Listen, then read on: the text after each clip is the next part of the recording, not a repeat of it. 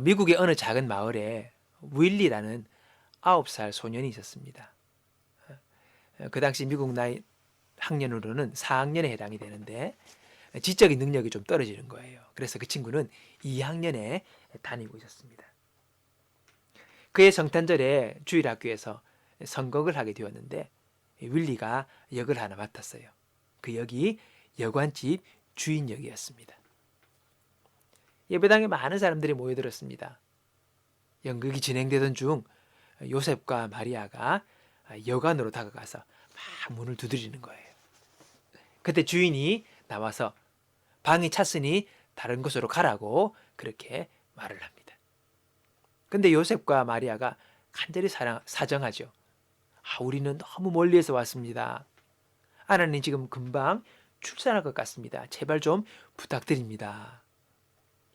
그러자 여관 주인을 맡은 이 윌리가 말을 잊은 채 마리아를 오랫동안 그냥 쳐다보는 거예요. 무대 뒤에서 대사를 읽어주는 선생님이 이 윌리가 대사를 까먹은 줄 알고 계속 읽습니다. 자꾸 읽어줍니다. 이렇게 하라고 자꾸. 근데 한동안 서 있던 그 윌리가 선생님이 크게 읽어주는 그 소리에다 정신을 차리고 대답을 하는 거예요. 안 돼요. 방이 없다니까요. 가세요. 결국 요셉과 마리아는 슬픈 얼굴로 돌아서게 됩니다. 바로 그때였습니다. 각본대로 이제 방문을 닫고 이제 들어가야 할 윌리가 돌아가는 요셉의 그 가족을 걱정스러운 듯이 보다가 눈물을 흘리며 갑자기 소리를 칩니다. 요셉, 마리아, 가지 말아요. 마리아를 데리고 어서 들어오세요. 전혀 이거는 각복이 없는 대사였습니다. 즉흥적으로 나온 거죠. 그리고 하는 말이 내 안방을 주세요. 내 방에 어서 들어가란 말이에요. 물론 연극은 이제 엉망이 되었습니다. 그러나 이 장면을 지켜보던 많은 교인들이 내 생에 있어서 이렇게 감동적인 성탄극을 처음 봤다라고 말을 했다는 것이지. 대본은 없었지만은 착한 그 윌리가 했던 돌발적인 그 반응이 많은 사람들의 마음에 여운을 주었던 것이지요. 여러분, 우리 인생의 불행과 슬픔은요, 주님께 나의 방을 내어드리지 않는 것입니다. 거기에서 모든 문제와 고통이 있게 되는 것이죠. 베드로나 요한과 같은 사람들은요, 주님께 자신의 방을 내어드렸던 사람들입니다. 7 귀신이 들렸다가 고침받았던 그 막달라 마리아도 주님께 자신의 방을 드린 사람입니다. 반면에 방을 내어드리기를 거부했던 그 사람들, 당시 서기관과 바리새인들이었습니다. 예수님을 마음에 모시기는커녕 예수님을 거부하고 배척하고 오히려 공격을 했던 것이죠. 2000년 전만이 아니라 오늘도 주님 우리를 찾아오십니다. 그리고 우리의 방의 문을 두드리고 계시지요. 그리고 우리 마음의 방에 좌장하셔서 우리와 함께 살아가시길 원합니다. 그게 임마누엘 아닙니까? 하나님이 세상을 이처럼 사랑하사 독생자를 주셨으니 이는 저를 믿는 자마다 멸망치 않고 영생을 얻게 하려 하심이라. 하나님께서 우리를 위하여 예수님을 보내주셨습니다. 그것을 기념하는 것이 바로 성탄절기죠. 예수님이 왜 오셨습니까? 우리를 멸망에서 구원하시려고 영생을 주시기 위해 했다고 성경은 말씀하고 있습니다. 영생이 뭡니까? 영생, 그 말은 우리가 말 그대로 번역을 하면 영원한 생명입니다. 근데 이 말은 단지 그 영혼이 죽지 않는다, 영혼이 산다라는 말만 의미가 있는 것이 아니라 원래 그 의미는, 영생의 의미는 존재론적이고 그리고 장수적인 의미 둘 다를 가지고 있습니다. 영생은 우리가 죽어서 영원한 나라인 천국에 가는 것 뿐만 아니라 또 하나가 있습니다. 그것은 영생이란 하나님과의 사귐을 가지는 것입니다. 영원하신 하나님과 교제할 수 있는 영원한 생명을 우리도 소유한 것이죠. 하나님과 본질적으로 같은 그 생명을 우리가 서로 소유함으로 말미암아 이제 하나님과 교제할 수 있는 문이 열리게 된 것입니다.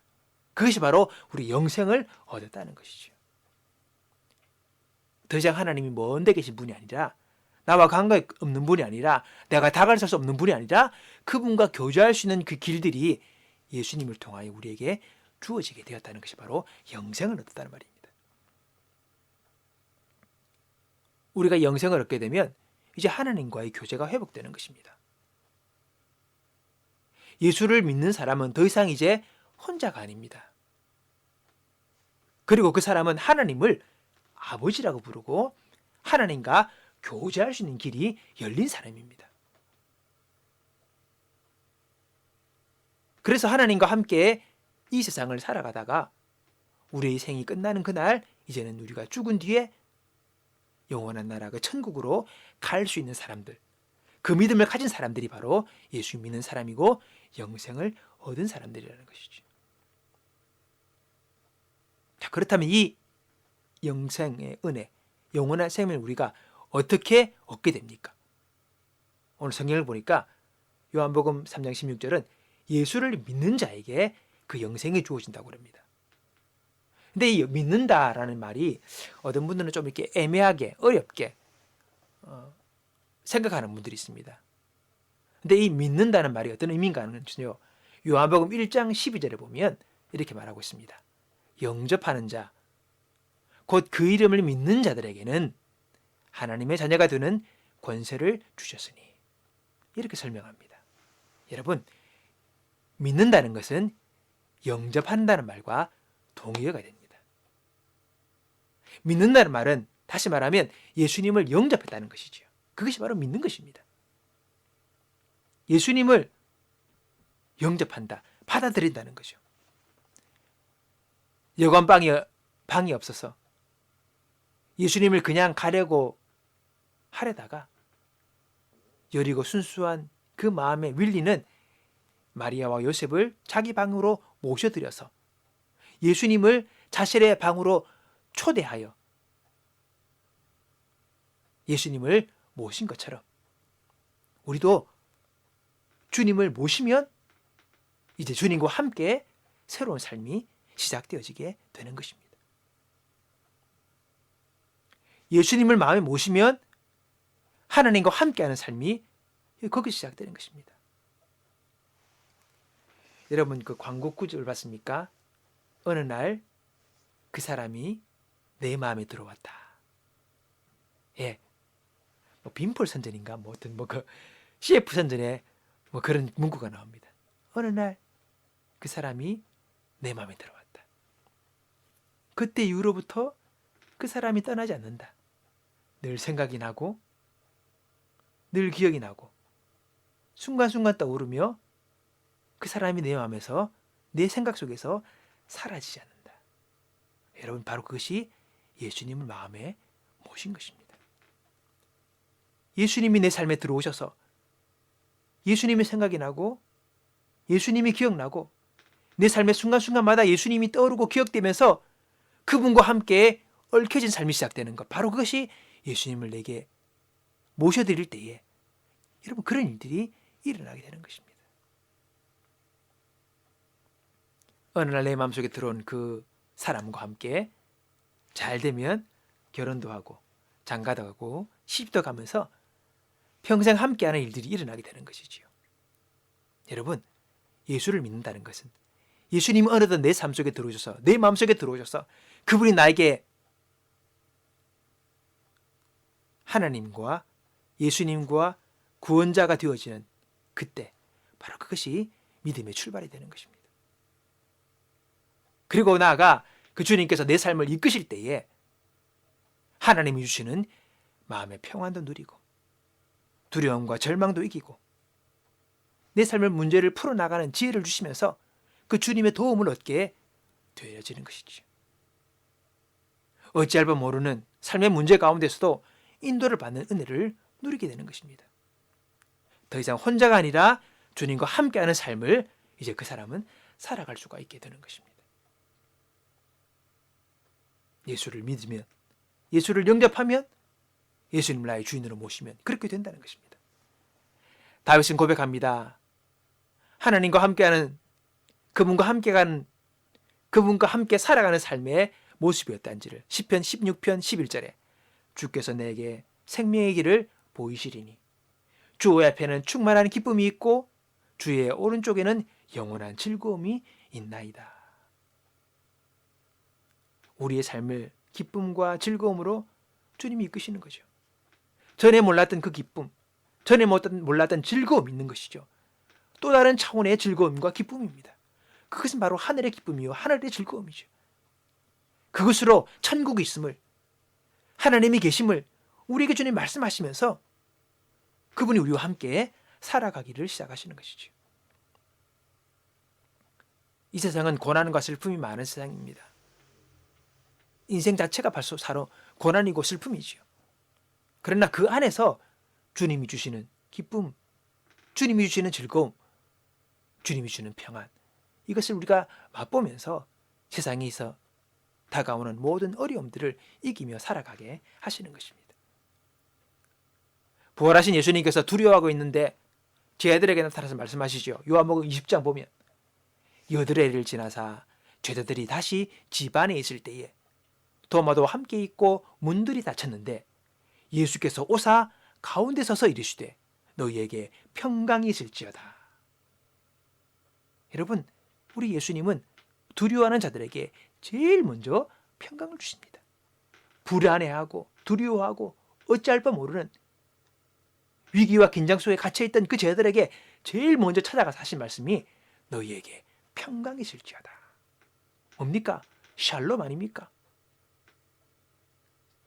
세상의 그 모든 어려움과 두려움에 내가 휘달려서 끌려다니는 것이 아니라 그와 다른 하나님의 그 평강을 내 마음에 주심으로 말미암아 이 어려운 세상을 이겨나갈 수 있게 하시는 거죠. 너희에게 샬롬이 있을지어다. 평강이 있을지어다. 예수님의 태어나심을 축하했던 그리고 찬양했던 천사들이 뭐라고 노래합니까? 누가복음 2장 14절에 보면 지극히 높은 곳에서는 하나님께 영광이요 땅에서는 하나님이 기뻐하시는 사람들 중에 평화로다. 평화. 평화. 이 평화를 주시기 위하여 우리 예수님이 오신 것입니다. 우리 마음의 방을 열어 주님을 나의 인도자로, 나의 구원자로, 나의 주인으로 모셔드립시다. 그리고 그분을 의지하며 살아가기를 원합니다. 그분은 하나님이시고 그분은 세상을 창조하신 우리의 하나님 아버지이십니다.